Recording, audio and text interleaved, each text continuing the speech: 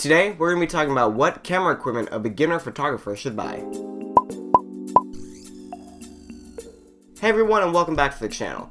I'm making this video because I've had a few friends in the past ask me about what photography gear you should buy. So I've decided to put all the information and data that I gave to them and put it into this one video, and it's updated over the past few years just because new camera equipment and all that stuff has come out, but it's generally still the same.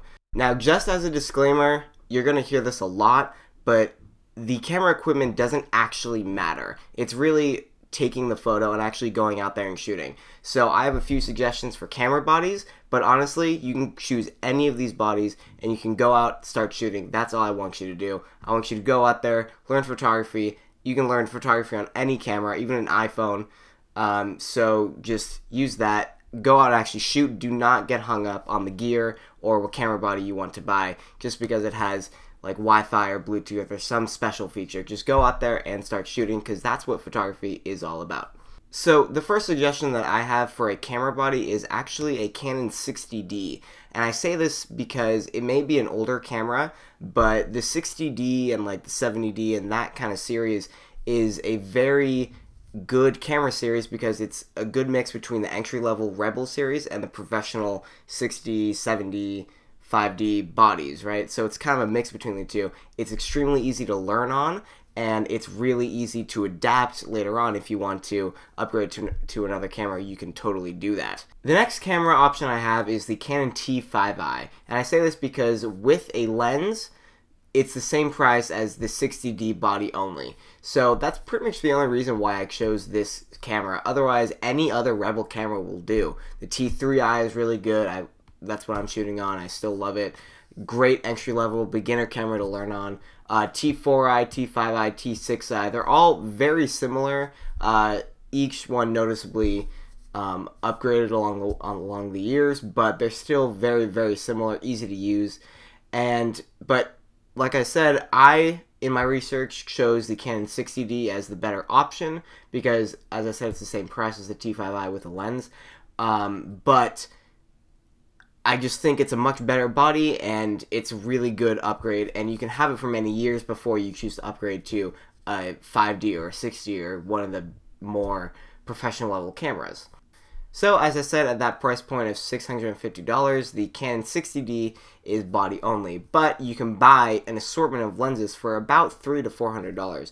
So, the first one I recommend is the Canon 50mm f1.8 STM lens. This is also known as the Nifty 50 or the Plastic Fantastic, any of those various names. And it's a really great all-around lens, and they just upgraded it actually. So, it now has a metal mount instead of a plastic one, so it's a lot more durable and it can handle a lot more. The design is also much better. It now has 7 aperture blades instead of 5, so the bokeh in the background will look a lot more circular and it'll look way better than that pentagon sort of shape you got in the older one. So the 50mm is a great lens. If you're just going to have one lens, I think that should be the starter lens for you, at least for right now. I also recommend looking at the Canon, the other STM lens lineup. They have a 24mm and a 40mm. Both are f2.8. Really good, and they all sell for about $100 each. So for about $300 to $400 around that, you can have a great variety of lenses for really cheap, and you get really good quality for what you're paying for. So now that you have a body and a lens, you need a memory card to record all of your photos. So I generally recommend shooting with a SanDisk just because I like their brand. I've shot with them many times and I've never really had a problem. But you can choose what brand you're loyal to. I still shoot with Sony sometimes, but I've generally noticed I get a little more problems out of them. Like there are times when my SD card won't work in many other cameras and the SD card just won't work. So that's never happened with SanDisk, but it has happened with Sony and other companies. So I don't know, it could just be my camera, but I've generally noticed that SanDisk works well for me. So choose what kind of brand you want to choose and go with that. On storage space, get a 32GB.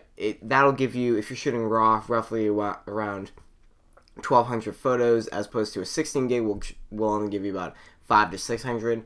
So it's not 32 gig gives you a bit of a breathing room. There are days when I've shot way more than that, and I've had to use a 64, but that just depends on what you're shooting and how you're shooting.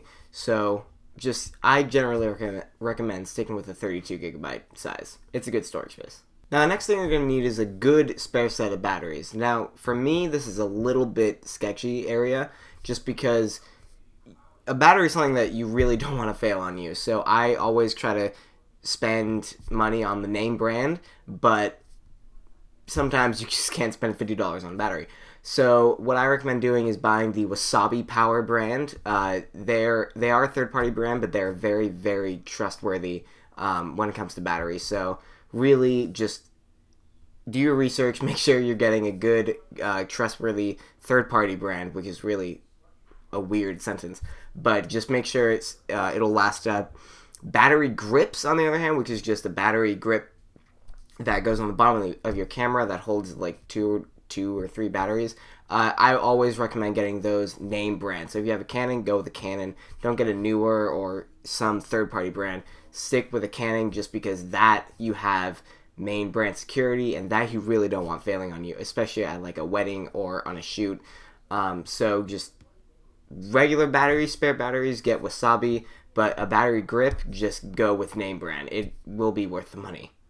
So the next thing a photographer needs is a good, sturdy tripod, and I really, really need to emphasize sturdy. I bought one of those $10, $15, or it was actually $20, one of those tripods off of Amazon. It was like a Ravelli or something. I absolutely hated that thing. It just didn't do the job a tripod was supposed to do, which is keep the camera sturdy and level. It was like at an angle. It was the weirdest thing. Don't buy it.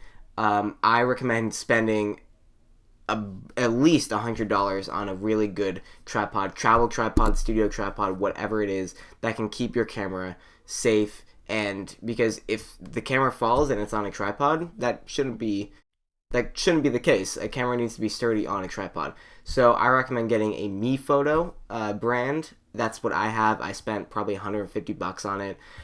It's an amazing all-around, well-built tripod. It's actually a travel tripod. It's really awesome. I love it. It's sturdy, lightweight, compact. It's the entire package, and it was only like $150. So I recommend getting that, but you can do your research. Manfrotto is a really good brand. Benro, which actually owns MePhoto. There are countless brands that are really good, and also a lot that aren't really good. So just make sure you're spending a good amount of money, because you don't want to buy like 3 tripods in a year when you can buy one tripod with the same amount of money that can last over 5 years. So just kind of do the math. You want a really, really good tripod that will last a long, long time. So now that you have all this gear, you need a bag to carry it and transport it. So I recommend getting the Amazon Basics bag. I've never actually personally tried this out. I just know I've heard a lot about it. It's only $30, and it's a backpack that can carry all of your stuff. For now, that's all you really need. I have a Case Logic backpack. I love it.